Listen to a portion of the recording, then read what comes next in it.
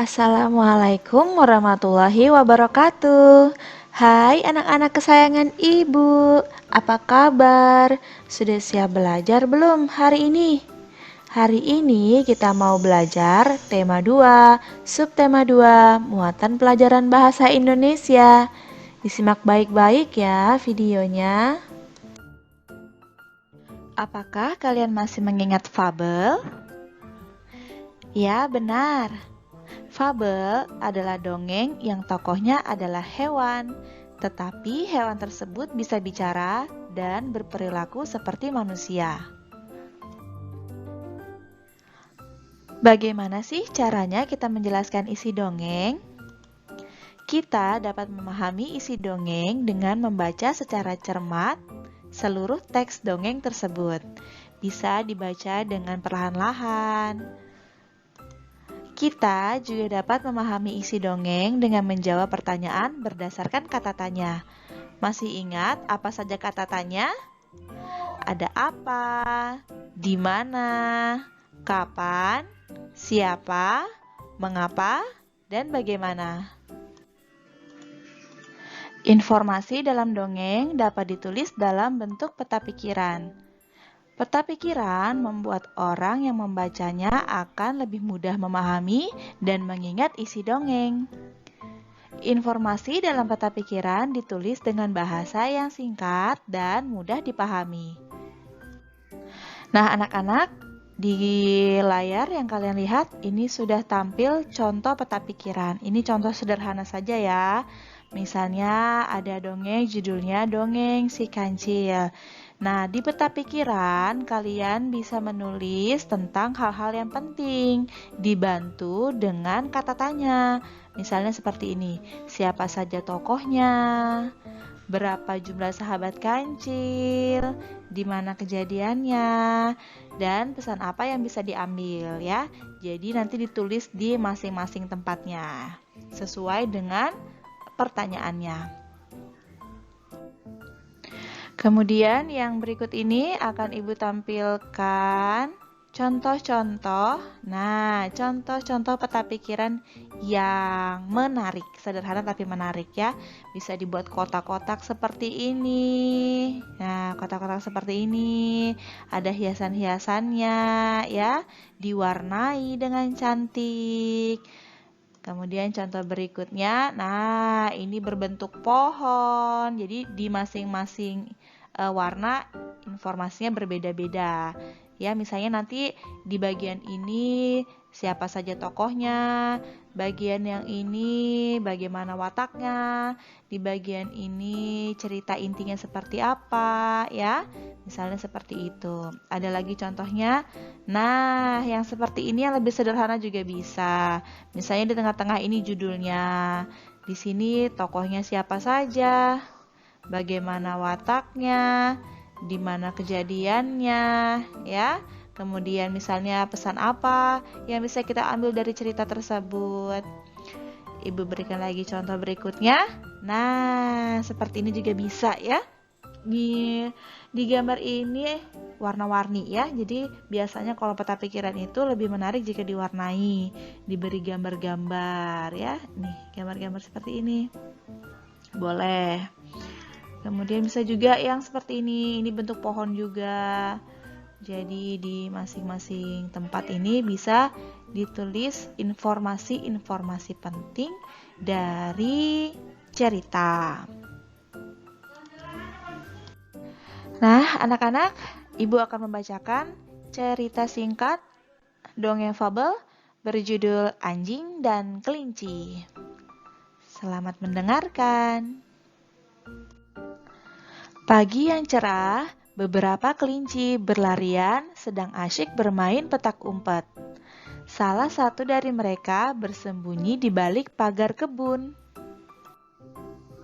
Saat bersembunyi, adik kelinci tergiur dengan wortel segar yang ada di hadapannya. Ternyata di balik pagar itu ada kebun wortel.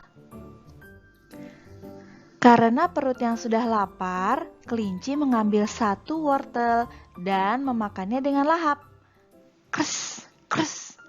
Suaranya terdengar oleh seekor anjing yang sedang menjaga kebun itu, sambil mengendap-endap ke sumber suara. Saat itu, kakak kelinci sedang mencari adik kelinci. Dengan cepat, anjing menggonggong memergokinya.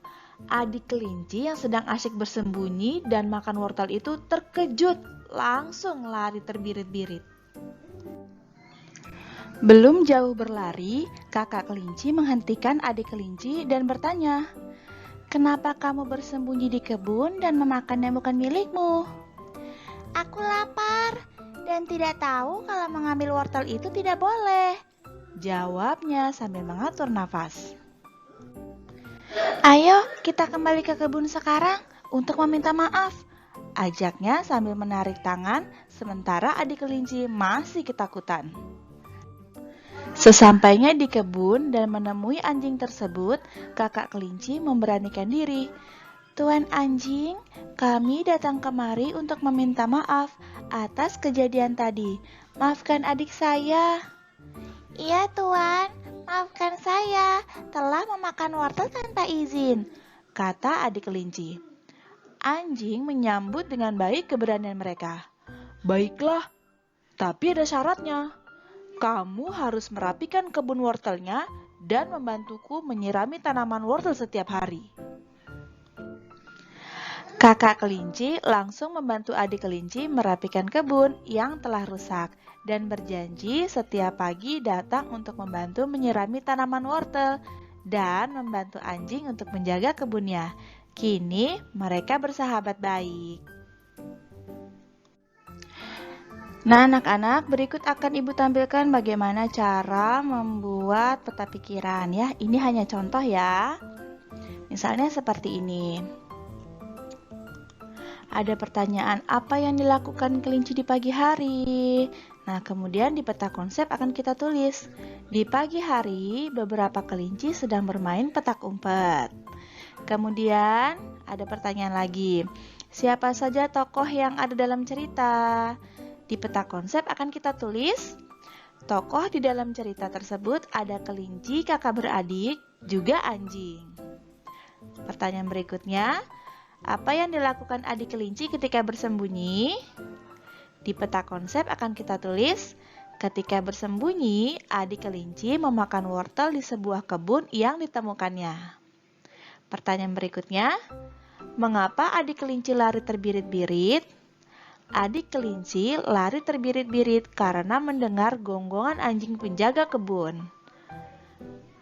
Pertanyaan berikutnya, apa yang dilakukan kakak kelinci ketika mengetahui adiknya memakan wortel yang bukan miliknya?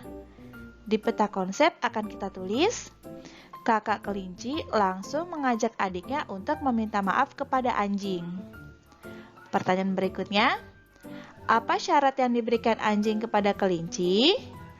Di peta konsep akan kita tulis, anjing mempunyai syarat, kelinci harus membantu anjing merapikan tanaman dan menyiram tanaman setiap hari. Nah, anak-anak, yang tampil di layar ini adalah contoh peta pikiran ya, berbentuk pohon. Jadi setiap dahan di daun-daunnya ini kita tulis informasi-informasi yang ada dari cerita anjing dan kelinci. Berikut yang tampil di layar adalah contoh peta konsep yang lain ya. Misalnya bentuknya seperti ini. Nah, yang seperti ini juga boleh berwarna-warni ya. Misalnya ada pertanyaan yang pertama, bagaimana kelinci bisa ketahuan oleh anjing? Nah, di peta konsepnya ditulis kelinci ketahuan oleh anjing karena terdengar suara kres-kres. Berikutnya, pertanyaannya adalah bagaimana akhir hubungan anjing dan kelinci? Nah, jawabannya di peta konsep akan kita tulis, akhirnya anjing dan kelinci bersahabat baik. Pertanyaan berikutnya, pesan apa yang terkandung di dalam cerita anjing dan kelinci? Di peta konsep akan kita tulis, kita harus menjadi orang yang bertanggung jawab, berani mengakui kesalahan, dan meminta maaf. Nah, anak-anak, jadi tadi sudah Ibu contohkan 2 jenis peta pikiran yang berbeda bentuknya ya. Ada yang tadi berbentuk pohon dan ini berbentuk kotak-kotak seperti ini. Nah, anak-anak, gimana nih materi tadi? Seru kan? Kita akhiri dulu belajar kita hari ini. Ingat selalu pesan ibu ya, jangan lupa sholat 5 waktu dan selalu berbuat baik kepada siapapun. Ibu akhiri, wassalamualaikum warahmatullahi wabarakatuh.